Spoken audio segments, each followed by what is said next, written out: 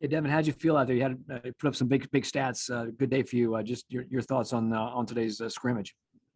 Yeah, I felt good. I felt, really comfortable out there, really confident in all the guys that are out there too. And really just, doing my job, being able to distribute the ball to, our playmakers on the outside, let them make the plays. And yeah, I thought it was a really successful day for us on both sides of the ball. And also, how fun was it just to be out there in front of the crowd and kind of showing off out there?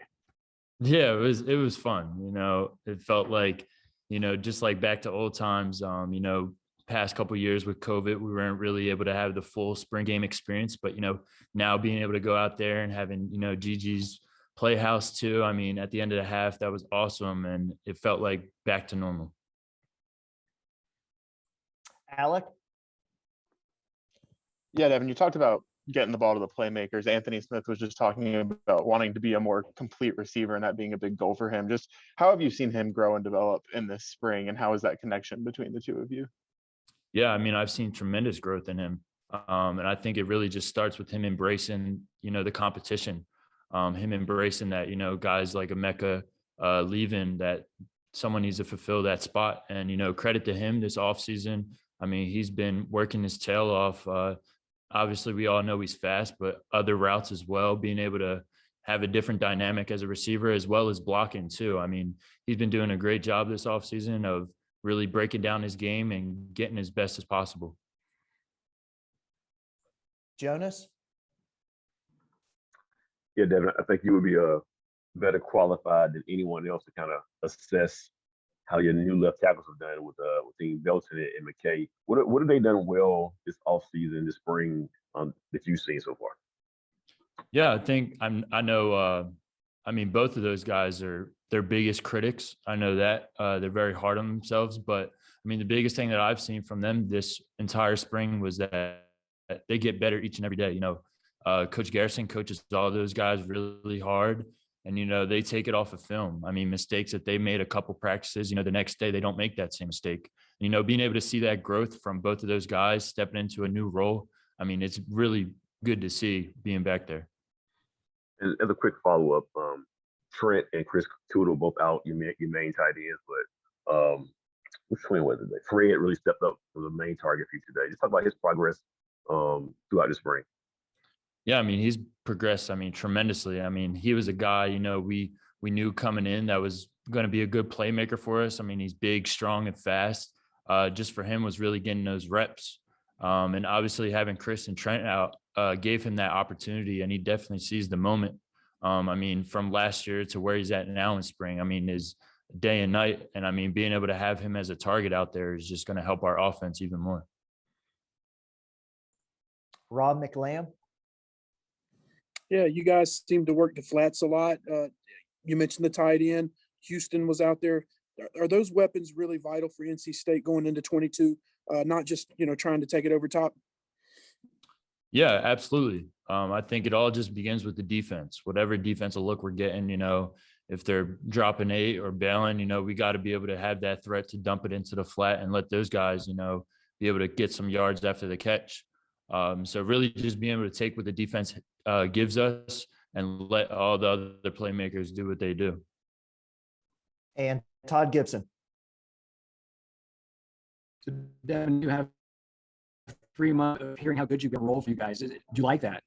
Honestly, I just block out the noise. That's what I do. That's what we all do here. And, something that we've been preaching, I mean, ever since last season, is that at the end of the day, it's going to be NC State versus NC State. As long as we don't beat ourselves, and get better each and every day, that's all that matters.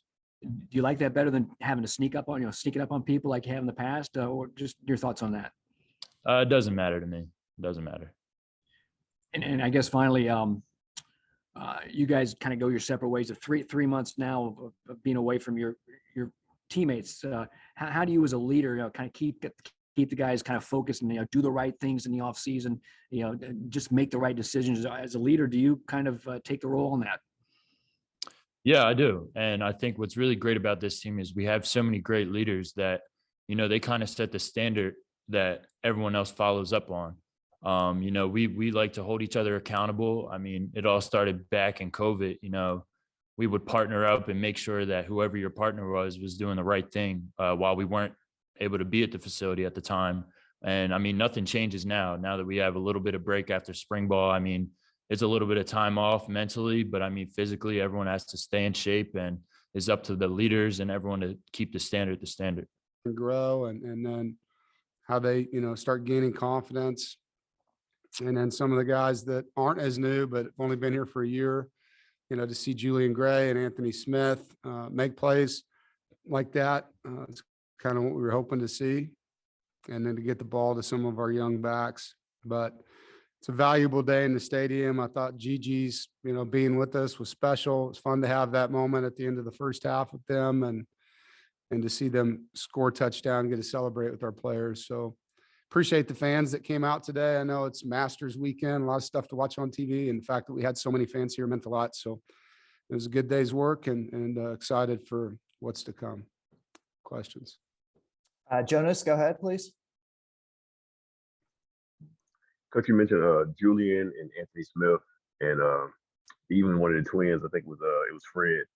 Is that pretty much the chemistry you've been seeing all spring between them and Devin heading to the game today?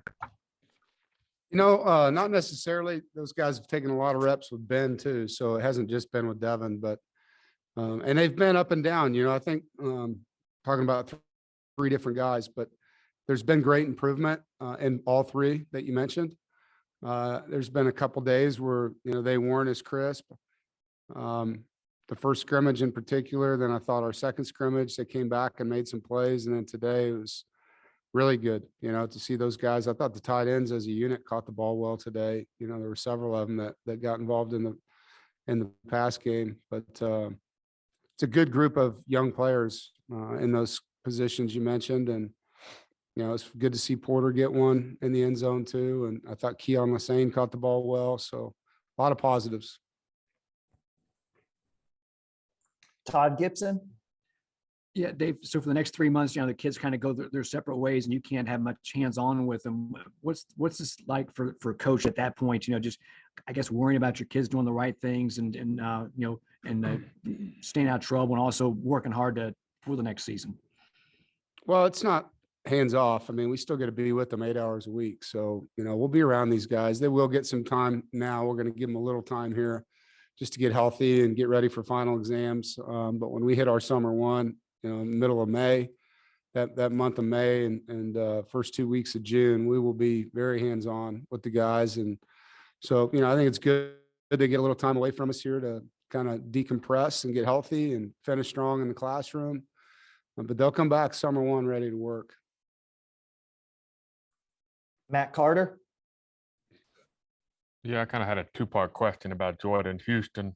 Just your thoughts on how he did this spring with the opportunity that he has in front of him right now, and also kind of in this era of the transfer portal, what it says about him that he was kind of willing to be patient and wait for his turn. Yeah, I said this to Jordan's mother this morning. I'm really proud of him. I think he showed great character. He came here for a reason. He had good players in front of him. I think he maximized his role while they were here. He continued to work and earn our trust, and we completely trust him, and we're excited for him. It's a great moment. To me, it's a great lesson. And I think, when you watch some of these teams, like even in basketball, you're seeing a lot of these guys that stuck around on their teams, get into the Final Four. It was an older group of teams in the Final Four in basketball, and we are an older team. And I think, my hat's off to Jordan for having that resiliency and staying persistent. And as far as his spring, he had a good spring. We're excited about what he does. He's playing fast. He knows the offense, and he can do a lot of things, whether he's catching the ball, running the ball, or in protection. He can do a lot for us. So excited about him. Beard's looking good, Matt. Look at that thing, man. Jonas, go ahead. Coach, Anthony Belton started at left tackle, and McKay got some snaps at left tackle as well. What do you see from those guys this spring and today? Obviously, with some big shoes to fill at that position. Yeah, I mean, obviously, there's going to be a spotlight on that because of what we lost with Icky, and we're a long ways from naming a starter. these guys are practicing hard. They're playing well. You know, I think there's room to grow. I think all these reps are critical for Anthony, and you know, every rep he gets, he's going to continue to get better. We love his measurables, his consistency, his work ethic. He's very long.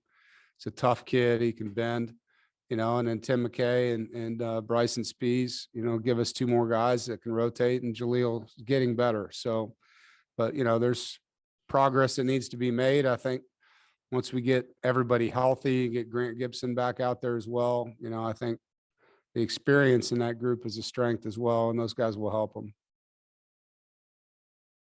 And Todd Gibson. Yeah, Dave, the expectations for this team kind of through the roof right now. You know, leading into next season, how nice is that? Do you think that'll motivate the guys as they head into next season with some time off coming up? Yeah, they're very motivated. You know, I think they've heard about what you're talking about since we got back, and the way too early everything. You know, I think we got to watch that happen across the road at that other school, and we understand that, you know, if you don't take care of business, it doesn't matter what people say about you. So our guys have a chip on their shoulder. They're very motivated. We didn't get to the ACC championship, as you guys know, last year. We got a lot to prove still. So I think you'll see a very motivated roster when we get back out there. All right, the real beard, Rob McLam.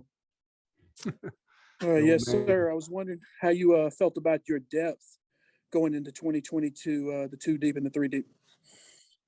Well, we've improved our depth this spring. You know, I think getting the long-term injured guys from the fall out of the mix and allowing these younger players to get soaked this spring helps to create, you know, some competitive depth in fall camp.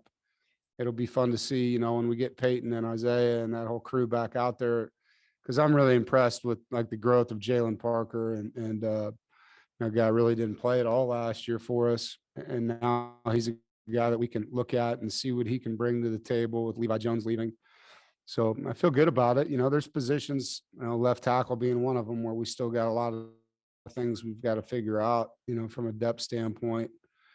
But I like, you know, as a roster, I like the growth we've made, I guess you'd say, from the 3s and the 2s. And last question. Go ahead, Todd. Yeah, Dave, kind of getting back to the depth and the expectations again. To be a great program, I mean, is it hard to sustain something like this? I know you want to carry this on in year after years. I mean, how hard is it to get to this point and sustain something like this?